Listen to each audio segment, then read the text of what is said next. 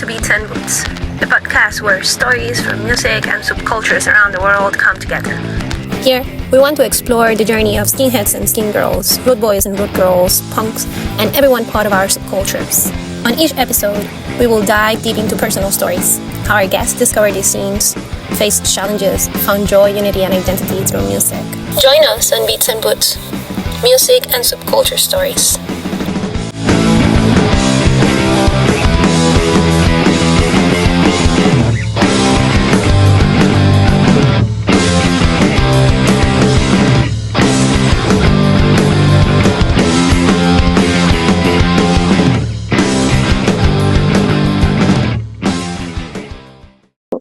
Welcome to Beats and Boots, music and subculture stories. Our guest today was born in Buenos Aires, Argentina.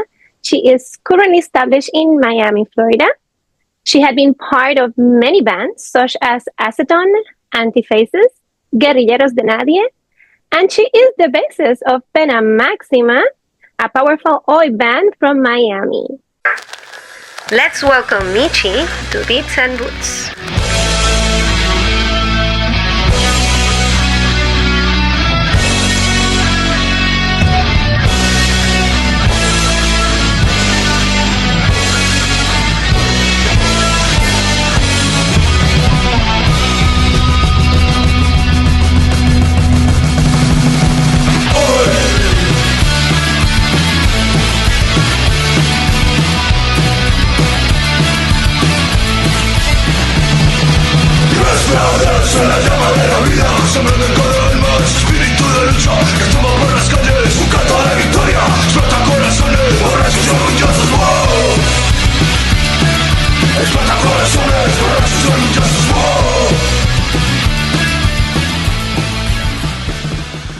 Welcome, Michelle. Well, hi. Thank you for having me. No, thank you for accepting my invitation. Truly, I'm really excited to share your story. So let's begin with the introduction to the subcultures, right? Could you describe how you first discovered the subcultures scene, when, where, and how did you first get involved? Okay, it's a little all over the place because, for example, my sister and my cousin were into like alternative rock music in the 90s. So they would listen to everything from freaking, I don't know, Limp Bizkit to the Offspring. It was like a very varied taste of music they had. And so I remember, I think it was 1998 that the Offspring Americana came out. And I was only 8 years old. And my sister and cousin, they got it. And I remember listening to that and like that kind of thing. First little things, Green Day, very like 90s stuff. Yes. And then it wasn't really until I moved to Miami when I was 11 and around 12, 13, I had a friend that introduced me to the two bands that really like opened up everything for me, which were Penadas por la Ley. The name of the CD was called Sexo Débil. And Yeah, I know, of course. Lisa Simpson in the front. And he also gave me an Anita CD. It was the one with the old lady like flicking everyone off. I think it was like Crónicas de una década podrida or something like that. So those were like the first two bands that I was able to see that were in Spanish. Yes. Besides like Ataques 77 from Argentina, that besides being punk, they were like very commercial popular, so it was very easy to get access to over there at that time. Was there any specific moment when you realized, okay, this place, this scene, this is where I belong? Like when you started getting going and like frequenting the shows and this scene, when that happened? Oh, you tell me that and I get goosebumps. I'm sorry. It was a difficult time in my life. When I was around 12, my dad got me a 1970s harmony guitar that was completely beat up with a PV amp that was even more beat up. I had those cables that were like a telephone cord, and it was used, it was just like a little set for me to be able to start because I kept asking that I wanted to play the guitar, right? But I played for a little while. One of my sister's friends will come over and show me some things here and there. But when I was 13, my family, we got evicted from our home in Kendall. And for a few months after that, we were all displaced. My parents were living in a little efficiency. My sisters were staying with my biological dad. And I stayed with my cousins because, it was, we were going to the same school. It was easier that way. So around that time, those months that I lived there, you know, and also coming with the suffering of being an immigrant, missing all my friends, my school, my family, my language, everything. I know. This friend came through with these two CDs that I mentioned earlier, and I felt like understood, like all the anger that I had inside. It was like I wasn't the only one, and it totally changed my life. Very soon after that, my sister took me to Churchill's Pub the first time. It was July 17, 2003. I will never Wow. forget. And she took me to Churchill's Pub to see a couple of punk bands and like screamo bands, whatever. Um, so a year after that, well, my family, we got reunited and we were living in Miami Beach. I made a new friend, who is key in my story. Her name is Mimi. So, Mimi, if you're listening to this, huge shout out to you. I owe you everything. She was a bass player, a little bit older than me. And yeah, we started jamming. I would go to her house Nice. in Aventura and with my guitar, and we were like play little songs, and we started a band. It was called Mad Cow Disease. And so I was only 15, and Yeah.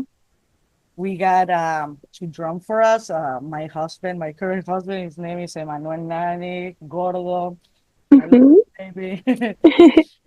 He was a drummer. So we were a three-piece. I would sing, she would sing, and we played our first show at a place called Piss. It was called Pompano Indoor Skate Park. Yeah, so basically, after that, our second show was at Churchill's Pub. We played at Churchill's Pub so many times. We were almost like the house band there, and the rest was history. How has being part of the subcultures influenced your identity and sense of self? How this have shaped you now as an adult? You're reflecting back on it.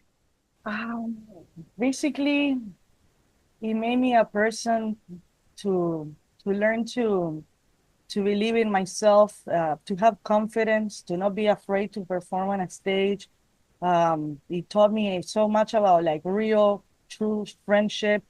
Um, when I felt sometimes alone, many times in my family for being different, for being into music like this, for being into just being a weird little Scorpio that I am, dark in the inside, you know, and basically, I don't know how to put it together. It gave me a lot of sense of self. It made me feel like I belonged somewhere, that I wasn't alone. I Um, know. And I have been many conversations with people, and at the end we all feel the same way. It's like we're all spread out around the world, but we have the same feeling of belonging in this place, that we truly find ourselves.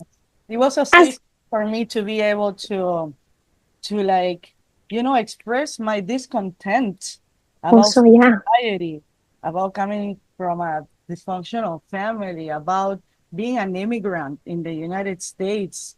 It gave light to all of that. It gave space to write music and lyrics about all that, instead of just songs being all about either, I don't know, love or stupid shit or la alegría, I happiness. I know. wasn't fucking happy. I needed something that would resonate with my soul. My soul was longing for connection. And which bands brought lyrics and music that influence your ideas and yourself? Definitely, um, coming from a background of like depression, it's gonna sound fucked up, but Escorbuto, has some really amazing dark lyrics that when you listen to them, you're in a bad spot. It's like you get sadder before you get better, but just feeling like you're not alone, it makes like the whole difference.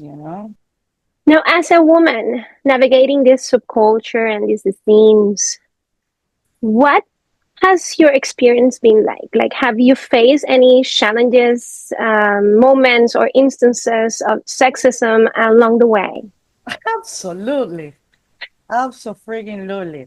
Even though my friends always had my back and they always respected me very much, there was always one little rotten apple here and there, you know, that I recall, for example, playing and having like a man come and grab my legs while I'm playing, me having to Oh, kick. wow.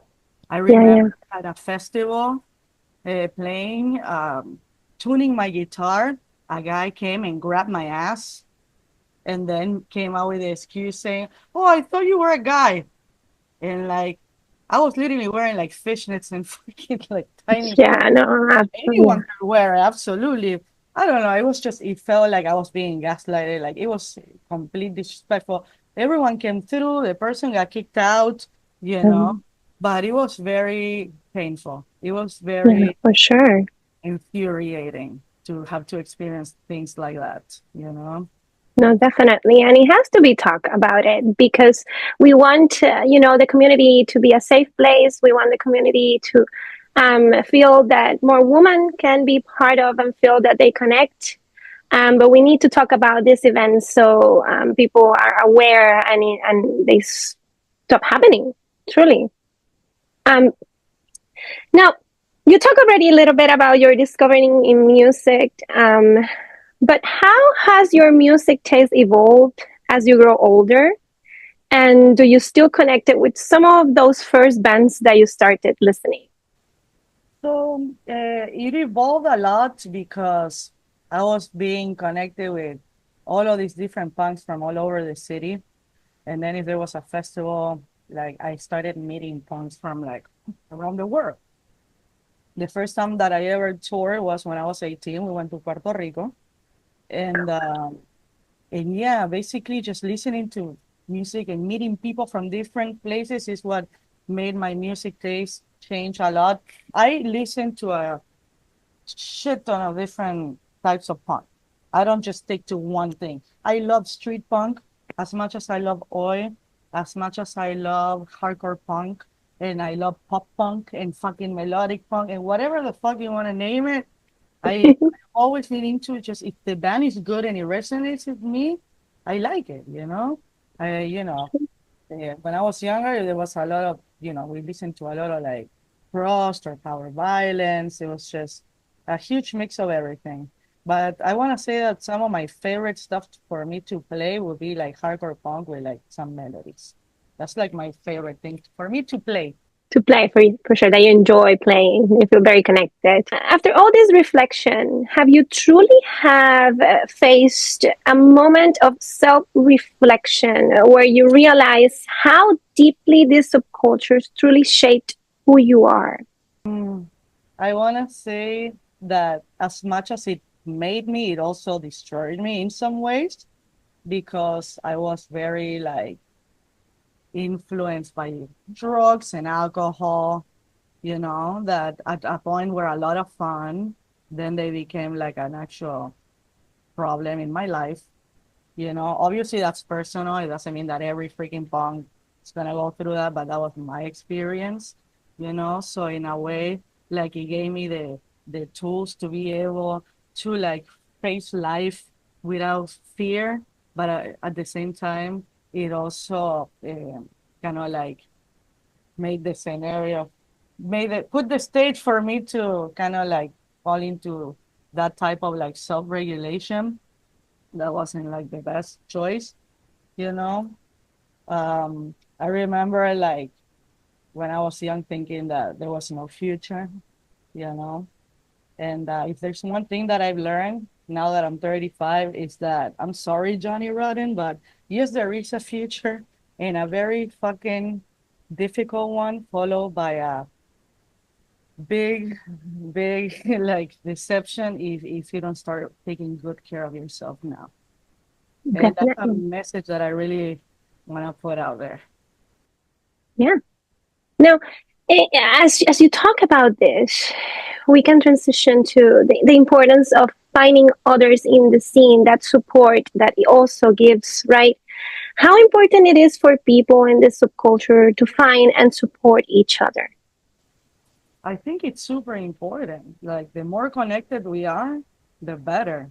Because I think that every scene is unique and has a different thing to offer, even if it's like similar but different, you know?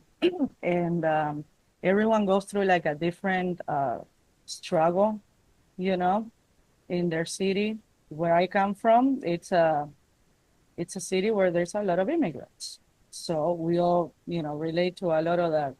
And then you have cities that, experience more like hand in hand, like racism or their city, everyone has experienced like a different, sexual assault or just different things that happen and just being all connected with each other kind of sheds a light on like the scene in a more of a global kind of way. And it's Definitely. fantastic when it comes to like you know, connecting, playing music, being able to travel. It's like, I gotta go to fucking Nevada. Oh, well, there's a punk that we play together there. Maybe he can house us there, and it's beautiful. You don't even need to get an Mm. Airbnb anymore if you're in a punk scene because you're so connected with everyone. Like, Yeah. Connections and relationship that unify us, right? And that's very powerful about this subcultures, right? Can you share an experience where meeting someone in the scene had a significant impact in you in one of your travels, people that you met? yeah, people that I met either traveling or people just traveling to me that have become like very close friends, like some of my friends in California, Jose Gutierrez, if you're listening to this, huge shout out to you, Querido Social. When he came with Roleta Rusa to Miami, we became really great friends. And every time that both of our bands play a festival in a different city, we meet up. It's absolutely awesome. People that I admired as a child, who today I can call my friends, like Monica y Viola, Ramira, that I would go and see them when I was 15. And now we get to like share the stage all the time. My husband gets to play the bass for them when they come to the States. It's just really awesome. Let's reflect on the joy that the scene brings to you. What brings you the most joy about being a musician and playing in shows? Literally just the act of playing a show. Like it's like how can I put it into words? It's I love performing. Performing, it's so much fun for me. I can be a very calm person on the outside, but when I'm on the stage, it's like everything comes out. I'm a different person. Like performing is something I love. So I love writing songs. Those two things, writing songs and performing, are my favorite things to do. A lot of people are more into maybe like zapando, like jamming. They love to jam, you know. I'm not much of a jamming musician. I like to either write a song or learn a song that someone teaches me, and there's other people that enjoy more like just playing by themselves or just being part of a band or, and they don't like performing, but they love writing songs or vice versa. But definitely my joy lies on writing songs and performing. That moment of connection with the music and the people and everything that comes with it. When everything comes together and Yeah, explodes in a million pieces, that moment. uh, I I get know. so nervous. I mean, even to this day, from the Yeah. time I was 15 and now that I'm 35, I get just as nervous before playing. It doesn't matter if I'm playing in front of a huge crowd or three bartenders. I sweaty, as nervous. And once we start, all that nervousness, all that anxiety becomes like fuel, you know. Yeah, it transforms and brings you joy. That's amazing. Now, um, let's talk a little bit about the differences between the scene. You talk a little already, but have you observed differences and similarities in the subcultures throughout the places that you have played, maybe the countries that you have visited? What unique challenges or joys have you encountered as an adult in these communities? And those reflections about what we have in common, but what we have different as well. Um, uh, I find like some scenes are like super involved. They're very self-sufficient and DIY. For a big example is the scene in Bogotá, Colombia. Huge admiration for that scene. Those people are relentless. They really know how to make space for community. Um, where I come from, it's really not a punk rock city. It's where there's a few punks here and we do what we love and we never will stop doing what we love, but it's not considered a punk city. And we don't have the infrastructure to be able to host much because a lot of venues close, open, close again. And it's just not like set for that kind of music out here. But if you compare to different places, if you go to LA and New York, there's like huge scenes that are awesome, but you're like one in a million in those places. And I find it a smaller community that sometimes it's like a little more cozy. And it also varies too a lot in like actual music. Some scenes are more like street punk. If you go to maybe, I don't know, like Boston or something like that. And then some other cities are more like to like more melodic stuff. And then some other cities are more like heavy stuff. Now, what changes or improvement would you like to see in the subculture moving forward? Just keep doing what you do out of true authenticity from the heart and not because it's a chore or something that you will have to do. For instance, I could never be, I think, like a musician that is like signed to like a huge fucking label in the sense that you have to put out 3 records in 1 year, this and that. Because if I am not feeling it, I will not play for months at a time sometimes. I'm not just going to play because I have to play. I'm going to play because I want to play with my heart and soul. The pandemic took a huge toll on me, unfortunately. Some people took the pandemic as something that built them and made them stronger and better. Unfortunately, the pandemic caught me off in a really bad way, and I didn't play music for a while. I felt really guilty. I felt like I needed to do this and I needed to do that, and I should be putting out records. And then I was like, fuck all that pressure. Why? There's no pressure in punk rock. You're supposed to just do it from your heart. And so that's what I do, you know? I only really play and perform and do that when my heart is 100% in it. Otherwise, I don't give a shit, you know? What bands or songs are you currently listening to? Like, who do you have in your playlist like this week?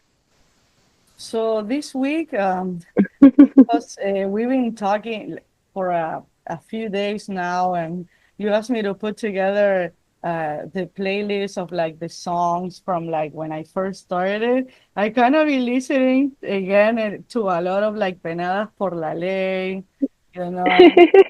I've been listening to some La Polla records also because, my band Pena Maxima, like we've been covering one of their songs and just from then, a little bit of that. Definitely in the past year, I got into it, the Tonar Mem, especially after they came to Florida and we played a few shows with them of some really great songs. And Yeah. on in a mix, I've been listening to some really like old school classic rock and roll. Um, For some reason, I really been feeling that song Popotitos. I've been listening to Popotitos on repeat. That's so amazing. Now, before we wrap up, do you want to share your upcoming performances? Yes. Okay, well, we're going to be playing in Melbourne, which is probably definitely closer than Miami. I know. There, it's the Beach Stomp Fest. I know. My husband is playing with you. Yes. I can remember. So, yeah. So yeah, we're looking forward to that. It's gonna take place. It's February 7 and 8 in Melbourne. I'm super excited about that. We just released a tape with Pena Maxima, so Yes. available there too. And basically, for now, that's like the first upcoming thing that we have. And then we have to focus on writing a little more songs, and then we'll continue playing shows, whatever opportunities come our way. And where our listeners can find your music? Spotify and YouTube. Under Pena Maxima. Mm-hmm. Awesome. So thank you so very much, truly, for being here in Beats and Boots. It was an honor to have this conversation and being able to share your story, truly. Thank you. Thank you for showing interest. I don't remember the last time that I've done something within these lines, and I appreciate you, showing interest in my Sure. 20 years plus of, career in music, doing punk rock, which is what I love. Yes. Thank you, everyone, for listening. Until the next episode of Beats and Boots, Music and Subculture Stories.